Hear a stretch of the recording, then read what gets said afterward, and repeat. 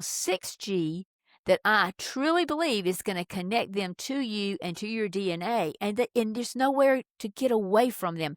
Because what happens is, like I mentioned about this pineal gland, and all the research that's been done is being done, and if you can get your hands on it, it literally is telling you that we can talk to you in your mind without you hearing That's it right. in your ears. In other words, that is being beamed to you just like you got your cell phone.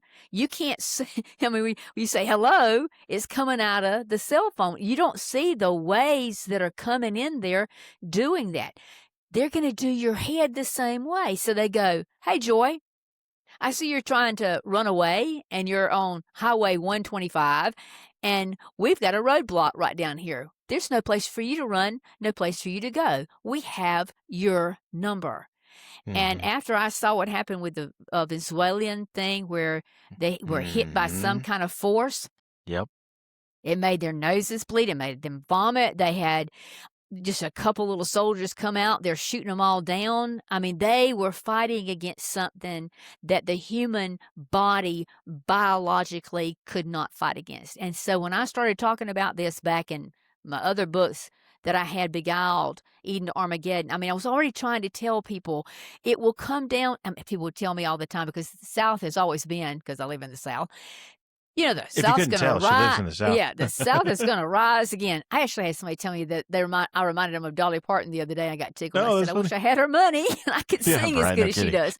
But anyway, we were always saying the South would rise again. And so because in the South, we hunt a lot. So we all have guns and all kinds of stuff. And people would always say, well, if they try to do whatever, the South will always fight, that kind of thing. And I always said, what they're going to develop is that they will get you without ever having to fire a shot.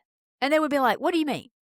And I'm like, back when I studied about Jose Delgado in the 1960s with the CIA going after the Russian embassy, being able to like particle beam stuff at people that you couldn't feel and it was making them sick. I mean, the Havana syndrome, we know about that, and all the other different places where people get nauseated and they get dizzy and they pass out and their heart rate goes 100 miles an hour and they feel anxious and paranoid. And leaves them with permanent brain damage, by the way. That's right. Now, if that happens to you, if you're on the floor vomiting blood like the Venezuelan people did, tell me how are you going to stand up and get your, machine gun? I don't care what you got, Yeah, You can't do that. No. You're sick as a dog. You're laying on the floor. They walk in, and with the ability of the 6G, they just freeze you in place. You can't do anything. They'll walk in and take everything you've got, whatever they need. They will have you. I mean, it's not a place that you can fight the enemy. And I've always said, the rapture, if there is a boat out of here before this great wrath comes down, I hope we get to get out of here, because I'm going to tell you, with the technology that I'm seeing, when people say they can fight the Antichrist, and I know the Left Behind series, people got left behind and they band together and they fought the Antichrist.